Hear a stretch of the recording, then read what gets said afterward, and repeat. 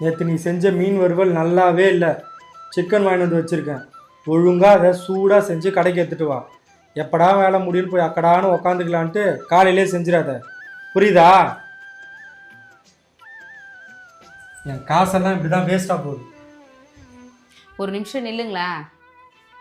உங்கள் காசில் தாங்க இந்த குடும்பம் நடக்குது. நான் ஒன்றும் இல்லைன்னு சொல்லியே. எப்பயுமே நான் தானா? உங்கள் வாயில் நம்மன்னு வராதா? குடும்பம்னா எப்பயுமே பணம் சம்பாதிக்கிறது மட்டும்தானா?